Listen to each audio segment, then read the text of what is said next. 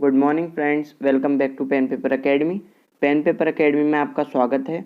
आज का जो हमारा टॉपिक है वह है टॉप 10 क्वेश्चन की सीरीज़ नंबर 14।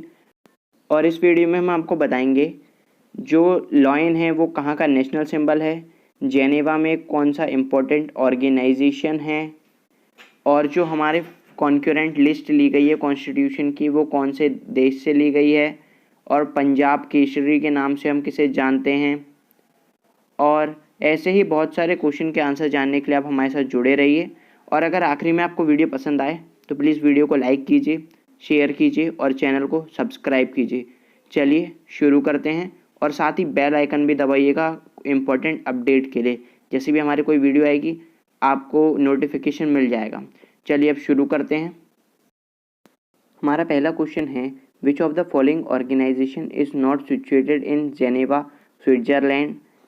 कौन सी इनमें, इन ऑप्शन दे रखे हैं 4, इनमें से कौन सी ऑर्गेनाइजेशन जेनेवा में नहीं है। ठीक है, ज़्यादातर इंपॉर्टेंट ऑर्गेनाइजेशन जेनेवा में ही होती हैं। ठीक है, पहला ऑप्शन है हमारा इंटरनेशनल लेबर ऑर्गेनाइजेशन, दूसरा ऑप्शन है वर्ल्ड बैंक, तीसरा ऑप्शन है WHO वर्ल्ड हेल्थ ऑर्गेनाइजेशन, चौथा ऑप्शन है WTO वर्ल्ड ट्रेवल ऑर्गेनाइजेशन। ठीक है, तो जो इसमें से जो ऑर्गेनाइजेशन जो जेनेवा में सिचुएटेड नहीं है वो है वर्ल्ड बैंक, और वर्ल्ड बैंक हमारा है वाशिंगटन DC में जो USA में है। ठीक है, और बाकी ज़्यादातर इंपॉर्टेंट ऑर्गेनाइजेशन 80% स्विट्ज़रलैंड में ही होती हैं, जेनेवा में।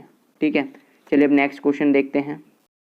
हमारा नेक्स्ट क्वेश्चन है, who is known as Punjab Kesari.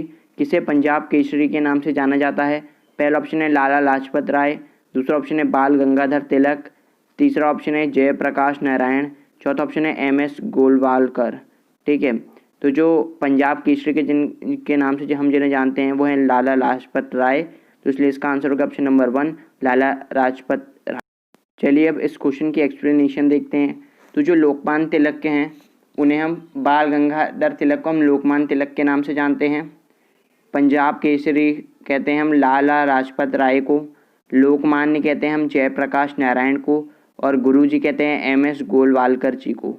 ठीक है, ये सारे नाम ऑप्शन में थे, इसलिए चारों के हमने जो शॉर्ट नेम यानी कि हम जिस नाम से उन्हें पुकारते हैं और कौन से फेमस नेम से उन्हें जाना जाता है वर्ल्ड में या इंडिया में, वो नाम है ये। चलिए अब नेक्स्ट क्वेश्चन देखते हैं। हमारा नेक्स्ट क्वेश्चन है, concurrent list in Indian constitution is borrowed feature of which country.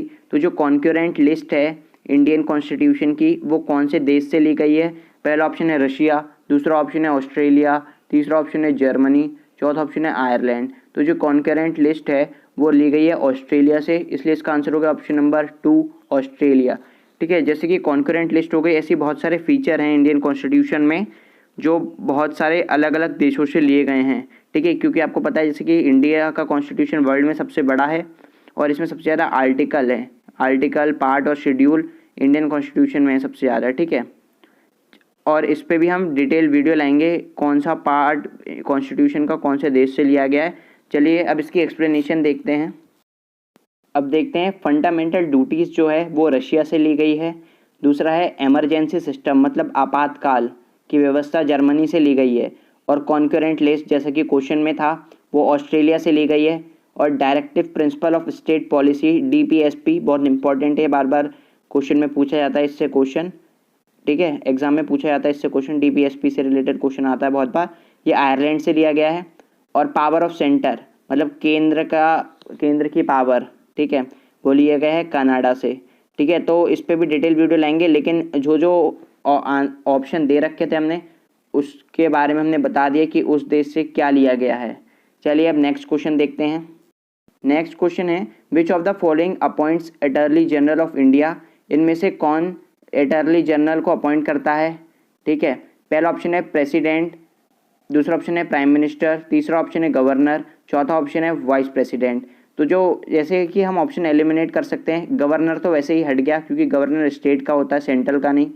ठीक है, मतलब सेंट्रल गवर्नमेंट अपॉइंट करती है लेकिन होता वो स्टेट के लिए है। ठीक है, तो जो अटॉर्नी जनरल को अपॉइंट करते हैं वो है हमारे प्रेसिडेंट, और इस समय जो वो हैं हमारे अटॉर्नी जनरल हैं वो हैं के वेणुगोपाल, जिन्हें हमारे प्रेसिडेंट प्रणब मुखर्जी जी ने अपॉइंट करा था।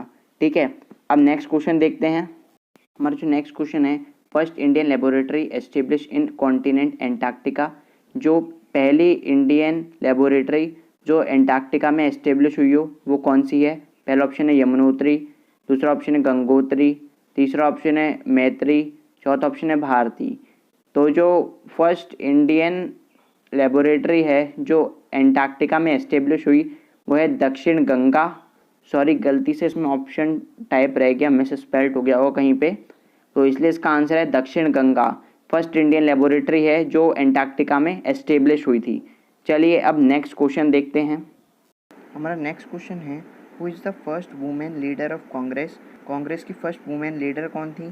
पहला ऑप्शन है सरोजनी नायडू, दूसरा ऑप्शन है एनी बेसेंट, तीसरा ऑप्शन है किरण बेदी, चौथा ऑप्शन है रोज मिलिन मैथ्यूज। ठीक है, तो जो कांग्रेस की फर्स्ट वुमेन लीडर थी वो थी एनी बेसेंट, इसलिए इसका आंसर हो गया ऑप्शन नंबर 2 एनी बेसेंट। और जो सरोजनी नायडू है वो कांग्रेस की फर्स्ट इंडियन वुमेन लीडर थी। ठीक है, और जैसे कि किरण बेदी इंडिया की फर्स्ट आईपीएस हैं, women IPS, first women IPS. ठीक है, चलिए नेक्स्ट क्वेश्चन देखते हैं।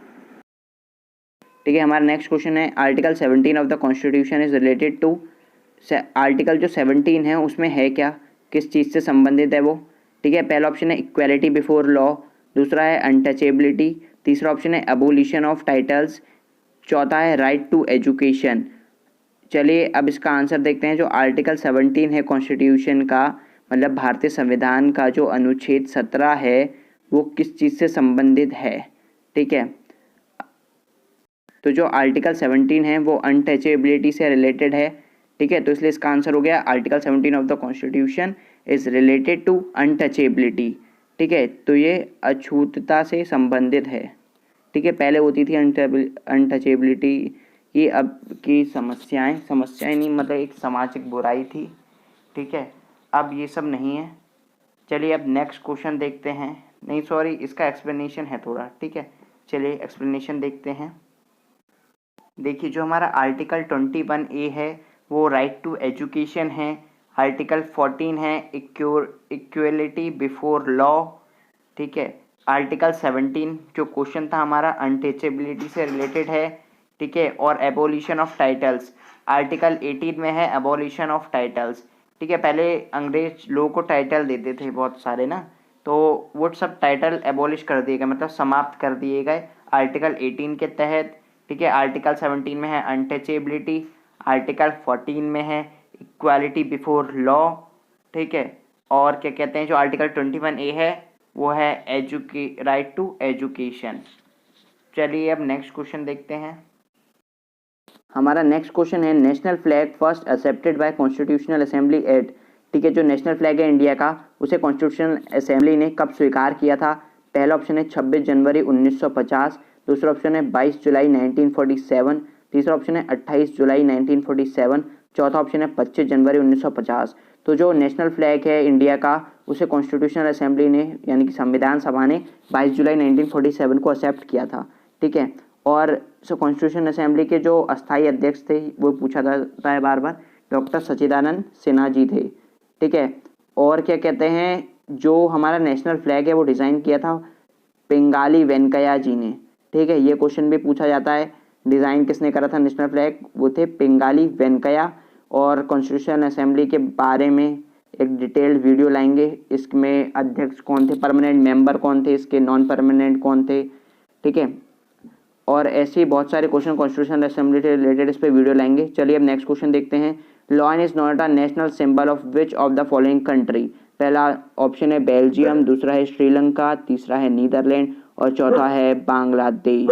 तो जो लॉयन है वो कहाँ का नेशनल सिंबल है? तो वो है लॉयन है श्रीलंका और नीदरलैंड का नेशनल सिंबल। चलिए अब इसके एक्सप्लेनेशन देखते हैं। देखिए, लॉयन जो है वो नेशनल सिंबल है 3 देशों का, बेल्जियम, श्रीलंका और नीदरलैंड। ठीक है, और वाटर लिली है नेशनल सिंबल कनाडा और बांग्लादेश का, और कंगारू है ऑस्ट्रेलिया का। और ऑस्ट्रेलिया का तो आप ऐसे ही पता कर सकते हैं क्योंकि सबसे ज़्यादा कंगारू ऑस्ट्रेलिया में ही पाए जाते हैं। ठीक है, वहाँ की पॉपुलेशन से भी ज़्यादा वहाँ कंगारू हैं। ये एक रिसर्च के मुताबिक, मैं आपको एक रिसर्च की रिपोर्ट बता रहा हूँ, एक किसी कंपनी ने रिसर्च करी थी, उसके मुताबिक कंगारू जो ऑस्ट्रेलिया में है वो वहाँ की पॉपुलेशन से भी ज़्यादा हैं। ठीक है, अब एक बार रिवाइज करते हैं। लॉयन कहाँ का नेशनल सिंबल है? बेल्जियम, श्रीलंका और नीदरलैंड का। वाटर लिली है नेशनल सिंबल कनाडा और बांग्लादेश का, और कंगारू कहाँ का नेशनल सिंबल है, ऑस्ट्रेलिया का। चलिए अब नेक्स्ट क्वेश्चन देखते हैं। नेक्स्ट क्वेश्चन है which dam is situated at river Mahanadi. Mahanadi नदी पे कौन सा बांध है। पहला ऑप्शन है भाखरा नागल डैम, दूसरा ऑप्शन है हीराकुंड डैम, तीसरा ऑप्शन है नागार्जुन सागर डैम, चौथा ऑप्शन है टिहरी डैम। ठीक है, तो पहली बात तो टिहरी डैम कैंसिल हो गया क्योंकि टिहरी डैम है उत्तराखंड में। ठीक है, और महानदी बहती है हमारी साउथ में। ठीक है, चलिए अब इसका आंसर देखते हैं। तो जो हमारा ये क्वेश्चन है महानदी रिवर पे कौन सा डैम है, और पहली बात तो हमारा भाखड़ा नागल डैम भी ऑप्शन नहीं हो सकता क्योंकि ये पंजाब में है, तो इसलिए अब दो ऑप्शन बचे नागार्जुन सागर और हीराकुंड डैम।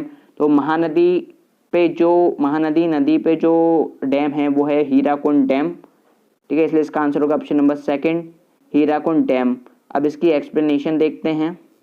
ठीक है, अब ऑप्शन में जितने भी डैम है उनके बारे में जानते हैं। नागार्जुन सागर डैम ऑप्शन में था, ये कृष्णा नदी पे है और कहाँ है, आंध्र प्रदेश में है। ठीक है, हीराकुंड डैम उड़ीसा में है, महानदी पे है। यही क्वेश्चन था हमारा। भाखड़ा नागल डैम जैसे कि मैंने आपको बताया था पंजाब में है और सतलुज नदी पे है, और टिहरी डैम मैंने आपको बताया था उत्तराखंड में है और भागीरथी नदी पे है, और भागीरथी उत्तराखंड की ही रिवर का एक पार्ट है। ठीक है, इसे भागीरथी, अलकनंदा, बहुत सारे नामों से जाना जाता है, गंगा। ठीक है, चलिए अब नेक्स्ट क्वेश्चन देखते हैं। और जैसे कि आपको पता है अब हमारे 10 क्वेश्चन ख़त्म हो चुके हैं। तो थैंक यू गाइस। अगर आपको वीडियो पसंद आई हो तो प्लीज़ वीडियो को लाइक कीजिए, शेयर कीजिए और चैनल को सब्सक्राइब